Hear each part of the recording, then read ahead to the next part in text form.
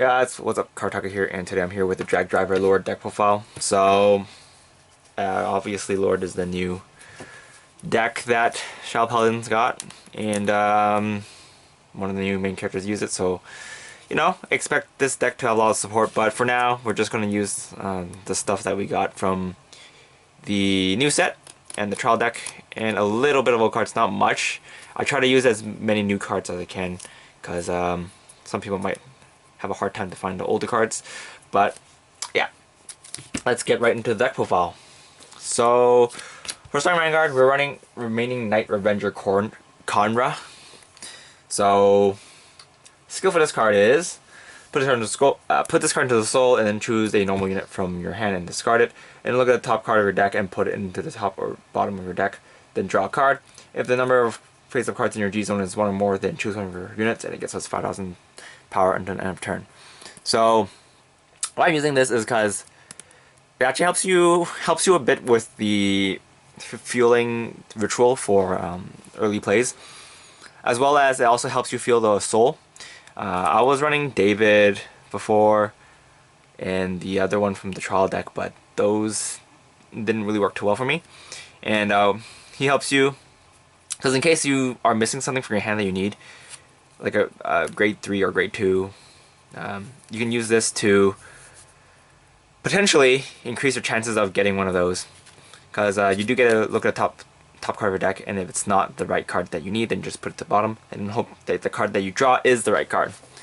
So some of that, it kind of helps. If you don't need to use it, then just kill it with Lord's Effect, the Stride Break skill. So yeah. With that being said, we are running for Dragheart Luard. So he is the new Stride Break of the set, and you can get him in the trial deck, or if you pulled him in the SV pack, you can also get him there. So his skill is Ritual 3.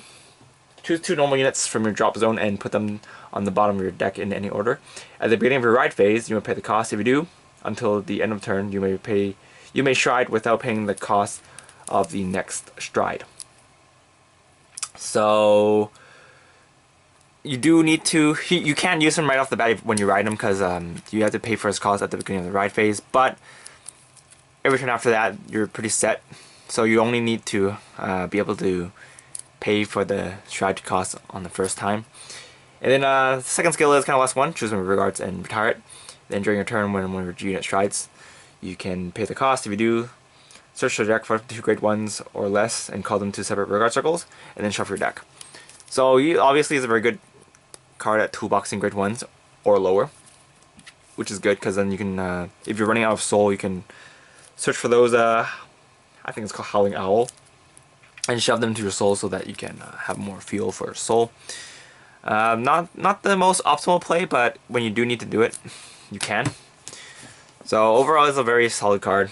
Have to conserve those grade 3s, I guess. Next, we're running 3 of the new common, I think it's Diamondo. So his skill is Vanguard Regard Circle, Ritual, Generous 1, Ritual 3. Choose one of your, the cost is to choose one of your regards and retire it. And then when this card attacks, you can pay the cost. If you do, during this battle, this card gets plus 2,000 power. And at the end of the battle, you can your opponent chooses one of the regards and retires it. So this card is similar to Death Spray, except he doesn't cost Counterblast, which is why I'm running him over Death Spray. The downside is that he is a 10k base, and your opponent gets to choose instead of you choosing. But I believe the payoff is sort of worth it. So running this instead. I was running Ildana instead, but Ildana, I'd rather have a strong grade 3 I can attack with, or with a useful effect on the regard circle, because since you won't need to use grade 3s as stride fighters as much in this deck, I feel like, playing grade 3s that is useful in the regard circle is more beneficial. So running 3 of those. Next, I'm running 1 Tech Blaster Dark Diablo. Mainly there for the late game plays if you need it, because this deck does run some Diablo strides, and it might be, you might troll your opponent by your opponent has like 2 regards left on the field or something, and then you pop it when you stride your Phantom Blaster Diablos, then you know you can do some shenanigans like that. So yeah, one is enough. If you don't want to run it, then you can just play something else instead. But I think running one is it's for the flavor factor also, because I do like the art for Blast Dark. And again, if you do, this deck does run this, so if you somehow need to, you want the unit back for Phantom Spectral Blaster with Diablos, then you might be able to do that for the unit it calls. So that's that. Grade 2s we're running for Drag, what is it called? Drag. I think it's Drag. Drag Wizard. Something like that. Morfessa, Drag Wizard Morfessa. So she's a very expensive card. She's a very key grade 2 in this deck though. Her skill is GB1, Ritual 3. When this card attacks during this battle, this card gets plus 5,000 power. So it's a 14k attacker by itself. So with a 7k booster behind, it hits with 21, which is very nice. And she gets a new skill after that, and it's on the Vanguard circle. Kind of lasts 1 when this card attack hits. You can pay the cost if you do. Search your deck for a grade 1 card and call it to a Vanguard circle, and then shuffle your deck. And then the second skill that she has is that in the drop zone, Generic 1, she gets -1 grade, so she's a grade 1 in the drop zone. So she accounts for the rituals. So yeah, she's a very solid card overall. I'm not sure why some people don't like her. I don't know. Her being 14k and getting a -1 grade in your drop zone is sounds pretty good to me. If it was -1 grade in your deck and your drop zone, this card would be too good. So yeah.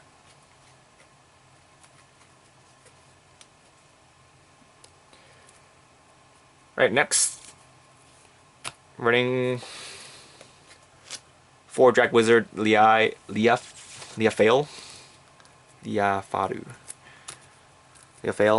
I actually don't really like this card, but I'm running him until we get something better for rituals. So the skill is, once per turn, Generic 1, Soul Blast 1. Choose a card in the same column as this. Choose a rear guard in the same column as this card and retire it, and then you can draw a card. And then the second skill is Ritual 3. When this card attacks during this battle, this card gets plus 2,000 power. Or the first skill is not ritual, but you need Soul Blast 1.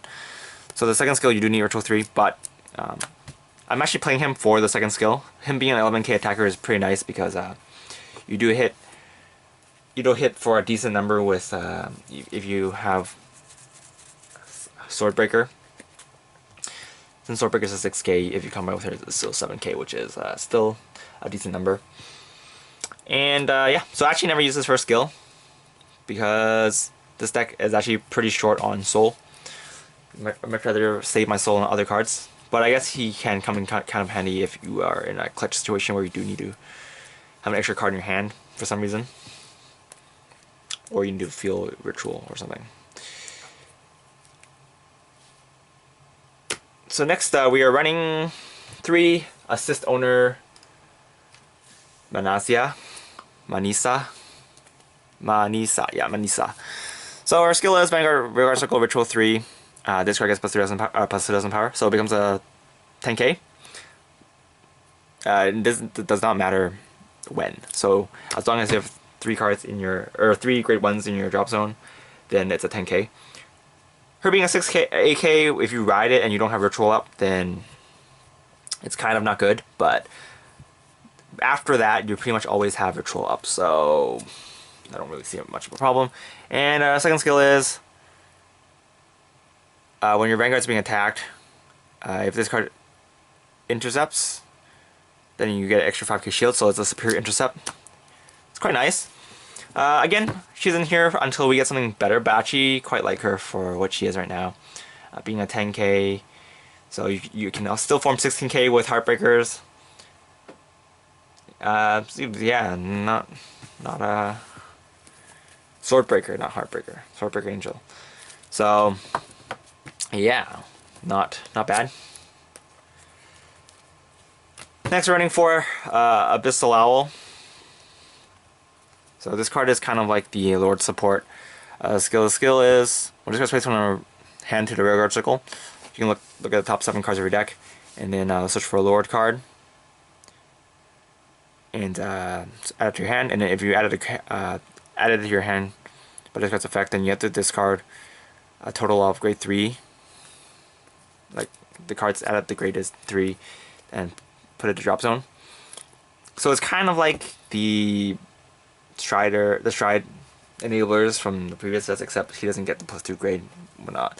But you do get to search for your thing without having to reveal your grade 3. Reveal a grade 3. And the second skill is Ritual 3. If you pay for a cost of a Luard card for this guy, with this guy, then you can, if this card is retired from the rear guard circle, then you can countercharge 1. So if you use this guy's skill to kill it, you can countercharge 1. If you have it as heart and then you had something else, you can countercharge. But if you want to kill it for something else, like Diamond, then you can't. You won't be able to countercharge. So it has to be the effect of a Lord, which if you're grade 4 and you have a Lord heart, then it does count. So yeah.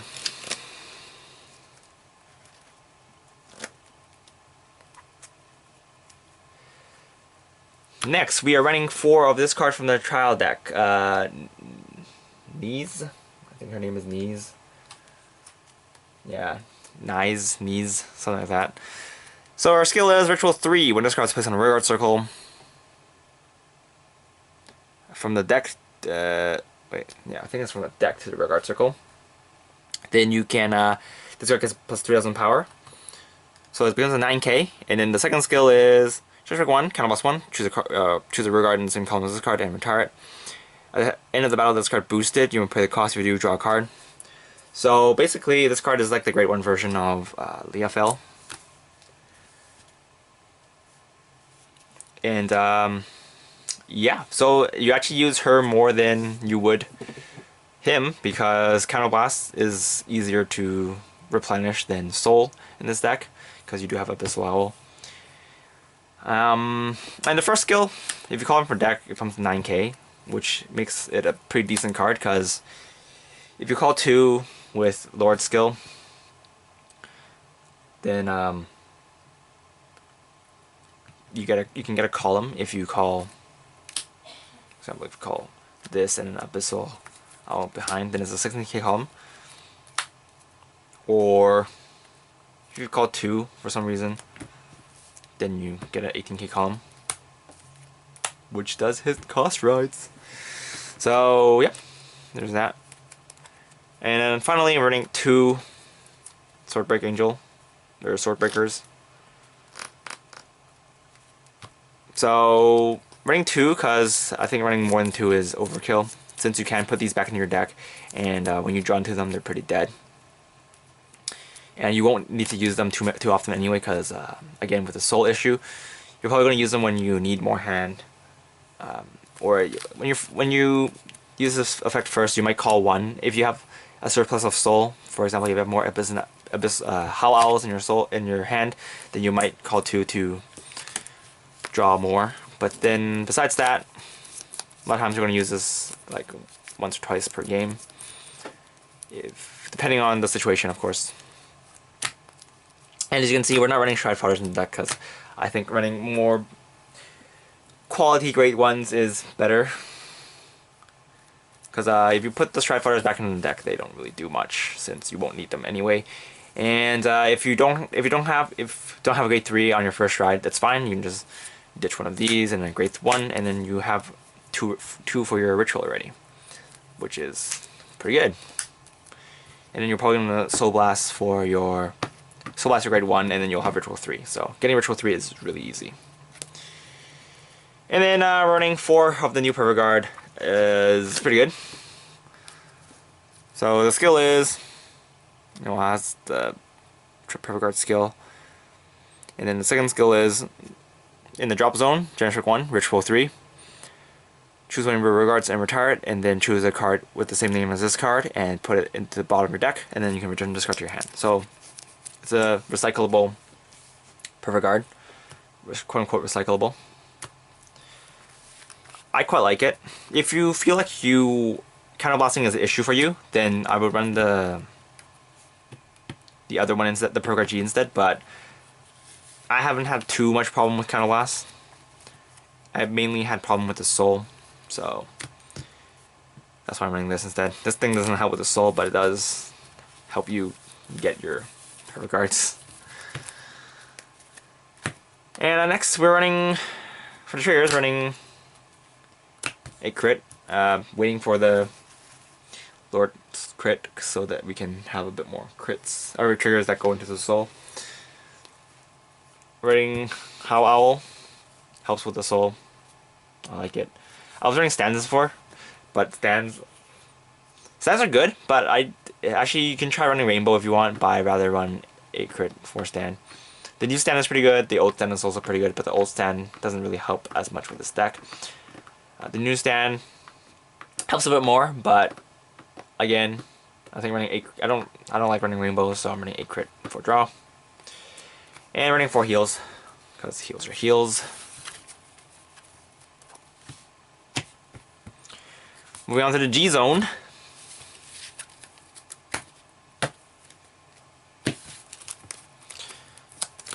Running 4 Dragdriver Luard. So skill is last one. Choose a card in your G zone, flip it face up. When it's first placed on a Vanguard circle, you would pay for the cost. If you do, you can stretch your deck for a grade 1 for every face up Luard or face up card of this you have in your G zone, and call it into separate Vanguard circles. And then shuffle your deck, and then for every grade 1 card in your drop zone, the called units get plus 1000 power. So potentially, if you use card late game, you can stack a lot of power. You can also use the first strat to fix your field. For example, if you're popped all your units for some reason, then you can just stride into him, pay for his cost, call a grade 1, and then use his skill to kind of last one, pop that grade 1, and then call 2 more grade 1s. So you can fix your field like that if you want. Simply because this card, it activates when you place it on a Vanguard circle. So yeah. Late game though, again, you can stack a lot of power. If you have like 10 grade 1s in your, if you get 10 grade 1s in your drop zone, then the 2 called unit gets plus 10k power, which is pretty good.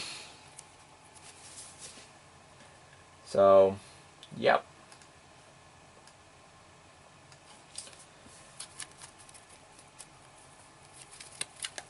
Next, we are running one of the trial deck dragon. So the skill is once per turn, you can choose one of your regards and retire it, and then your opponent chooses 2 of their regards and retire it. And then if 2 regards were not retired, then you can choose 3 units in your front row, and they get plus 4000 power. So basically, you just use this to make your opponent kill off their units. It's quite nice, because you lose 1 and then they lose 2. And if they only have 1, they still lose that 1. And you get to pump your front row 4k.